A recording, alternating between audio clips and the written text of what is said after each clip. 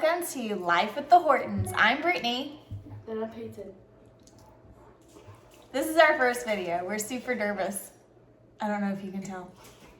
Anyways, exciting news. Payton had her first school dance last night. I don't know why she's talking into her coffee cup, but she is. So that they hear me better. I can hear you better. Yeah. So how was it? How was your school dance? It was very good. What happened? She doesn't want to talk about it because she's 12 now and she likes boys now.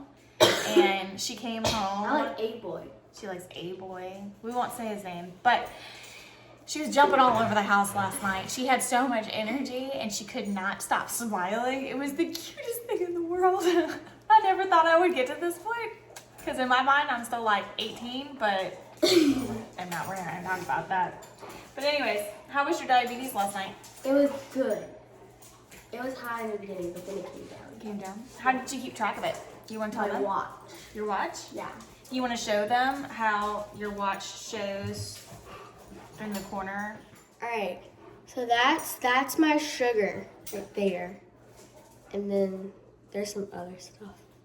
But that's where I keep track of my sugar. It's attached to my phone. So it sends it to my watch so I can just look at it and make sure that my sugar is not too high, too low. And you do that in school too. Yeah. And for those of you who are newly diagnosed with diabetes and have not navigated the school situation yet, you will get a 504 plan, which will help with okaying certain things like carrying your phone if you're wearing a CGM so that it can track, and being able to go to the nurse's office and even like makeup work and things like that. Anything that you might miss because of your diabetes, you'll be completely covered. It can't penalize you in the long run. So, what do you want to talk about? What is the worst part about diabetes for you? My sugar being too high for coffee. It sounds awful. I would say that would probably be the worst for me because I need coffee. I have to have coffee. If I don't have coffee, I can't keep people alive. I can't. So, what would you say is the best part about diabetes?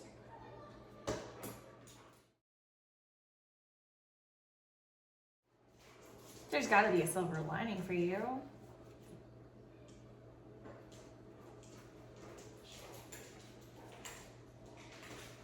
I have a phone only because of diabetes. That is true. We are not big on our children having access to the world, so we Well, were. like William has a phone, but if I don't have diabetes, I wouldn't have a phone. Well, no, you'd have a phone now. William has a phone now that's more like a house phone that he can use when he gets off the school bus. That's the only reason really he has it. What is the hardest part about having diabetes at school? You have to miss, like, parts of school because of your sugar being too high or too low. Like what? Like on Friday, during social studies, we started our social studies test, and then I go to the nurse because my sugar was low. I got 100 on my math test. Oh, I had one bonus point on there too. that I got. all of the tutoring you're doing for your friends is working. Needed help. Nobody's good at math. I don't know why. It's pretty easy. Payton loves math. She does not like grammar, and she does not like spelling. And phonics did not work for her. And I'm in honors ELA, and last year we didn't do any grammar, and this year it's all about grammar. Maybe she'll learn how to spell and read. I take care of my sugar when it's low, but then I forget when it's high. Yes, that is a common thing that you have been doing as of late. You don't hear your alarm going off. I must set it to a louder one. You need to. Yeah, You hopefully should it doesn't definitely freak set it out to the loud. class whenever my watch doesn't work. Oh, no. Don't do it for school. I'll just start sending you a text message when my phone goes off, because my phone goes off before yours does, because yours is set to 300. Yeah, yours is set to like 200. It's 250. So when it hits 250, if the arrows are going up, I'll just shoot you a text message that says, do a quick correction. Because nobody will be able to hear that, and maybe we'll be able to stop it before it goes my off. phone doesn't go off during school or anything. My watch does. Oh, good. Yeah, and so what happens is... Hold on. Wait. I didn't know this.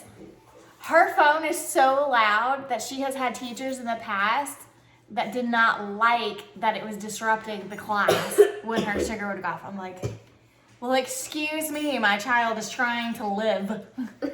Okay, so what were we going to say? So, like, the first time it, like, vibrates, and then if I don't acknowledge it on my phone, then it'll beep on here, but it's not, like, loud, but it's not quiet. Well, at least it vibrates, because it's Yeah. on your watch. So if you're sitting here like this doing school and it vibrates and you see it, you can go, ooh, and then pull out your PDM and whoop, do a quick fix for it.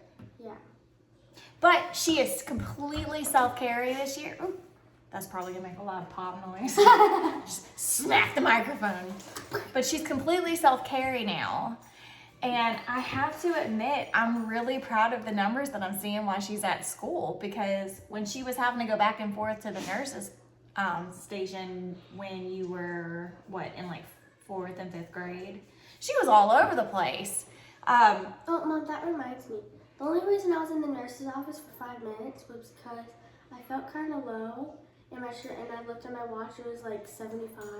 So I went ahead and ate something because it wasn't low yet. And then it got low, so then I went and we poked it, and it was above 70. That's because it was coming back up. Yeah, Oh, it's I did it again. I just keep smacking this microphone. Yeah, so I saved myself from being in there for 30 minutes. She did. You did. That's the worst part about the lows is how long, because you can just do a correction and then go about your business. If you're low, they will not let you leave that room until your sugar comes back up. But like, whenever I poked my sugar that one time and it was 75, she didn't let me go back to class. Well, that's because your too. finger stick and your Dexcom were all saying different. I know. It's just what it is. Hey, Dipsy. Hi, baby. Hello. My sweetheart. You're my sweetheart. So, Payton likes to play soccer, and she's been playing as long as she's been diagnosed with diabetes. No. Ever since we started real school. Oh, I did yeah, that's gymnastics true. and You then started in I the met 2nd grade. Yeah, Okay. because I You did. did We gymnastics started and then- gymnastics. Yeah, and then whenever That I was a went nightmare. to my school, I met one of my friends from gymnastics because we only did gymnastics for 1 year. That's right. We did gymnastics for 1 year. Payton looked like a newborn giraffe. It was just all legs and arms all over the place. It was the most awkward thing I have ever seen.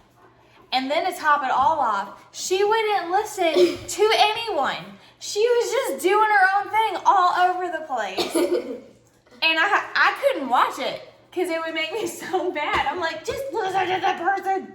So, yeah, needless to say, we were not wasting our money on gymnastics. Well, I would have been. So did you always have it when you were playing soccer? Yeah. Oh. I just remember doing a lot of finger sticks during soccer, but I think it might just be because you were low all the time. So she would, we'd have to go and check her sugar and make her drink Gatorade and stuff during her soccer games. But we slowly started figuring it out. It got better. And with her pods, you could put it in activity mode now. So everything got a lot easier as time went on, but we had to learn. Yeah. It was not easy. We had to learn. And I will tell you, once she got on her CGM, it made life a lot easier for me because I'll hear the alarm in the middle of the night. Dad does not. Payton does not. But I will hear it. That's why I'm gonna change it for the night. Yeah, you should change it for the night. But it's... Because I found out that you can make one for the night and one for the day. Oh. Yeah, I found that out yesterday. Because I was looking at the alarms and stuff. Yeah, we need to do that. You need a super loud one for us. It's gonna be so loud, it's gonna wake everyone in the house. Yeah, because she forgets to put her phone back to where she can hear it and it stays on silent. So I can't even call her in the middle of the night and wake her up. I have to walk across the house, which is very cold.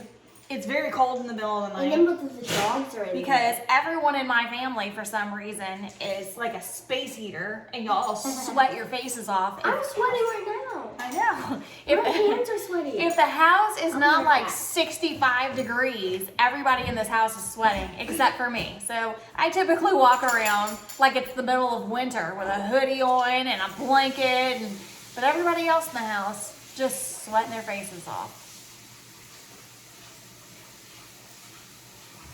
But anyways, so not too long ago, Payton was having some issues with her Dexcoms. They kept messing up. We actually had to, if you have a Dexcom that messes up and it is not reading correctly, just go ahead and take it off and contact Dexcom. Let them know it's a faulty sensor. That failed.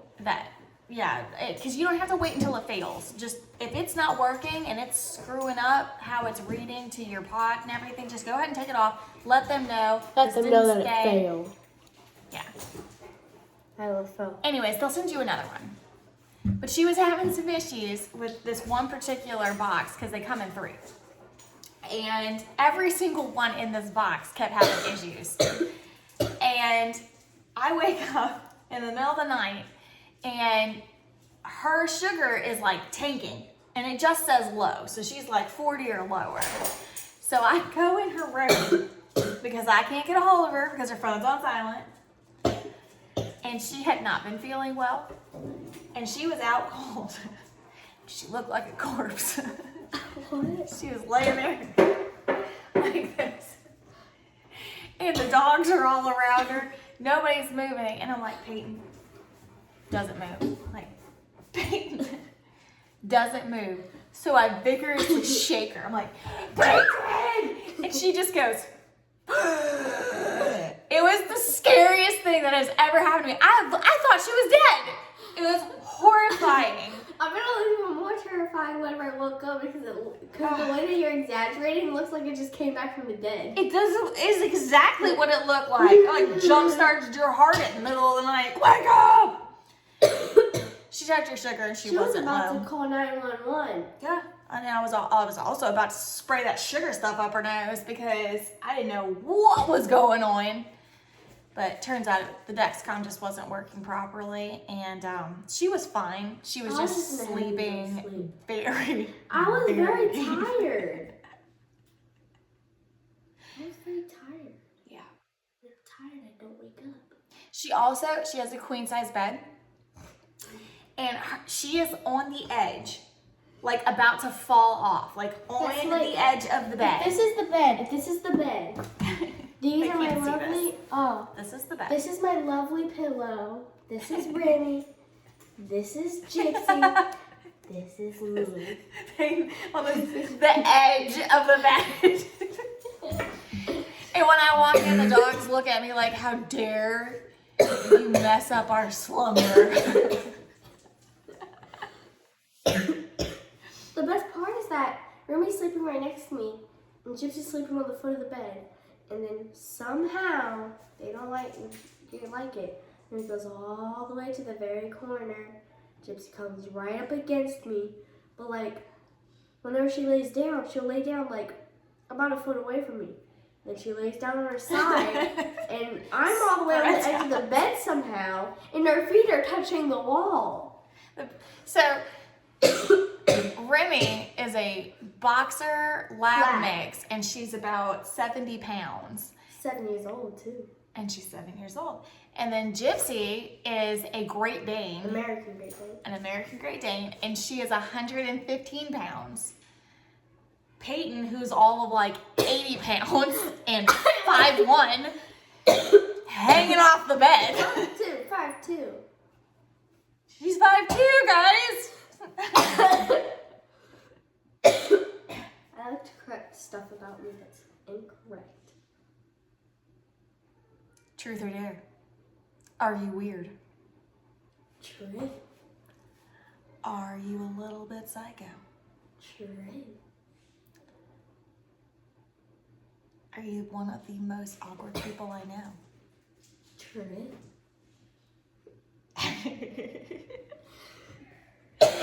Most awkward person I know is her. Yeah, I'm super awkward. You should see her in the morning sometimes whenever they just decide to dance and sing. That's not awkward. That's fun. You get up and you're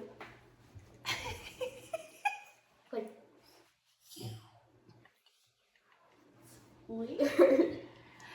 She loves it because she also joins in. She's like, that's her go-to move. No, but then sometimes Like most Italians do the fist pump. Not her. She's like, that's the face that I make whenever you do it. I'm like you're over there and you're like doing whatever the leg thing is. I'm like, I was doing bicycles. I was working on my fitness. it was weird. You're like, I thought that you were trying to be a mermaid or something. It was really A mermaid weird. with two fins. I don't know why they. I'm a beautiful mermaid. It looks like your legs are like so smooth and you're trying to be like one of those like. It was really weird. All right. So, anything about diabetes you'd like to add?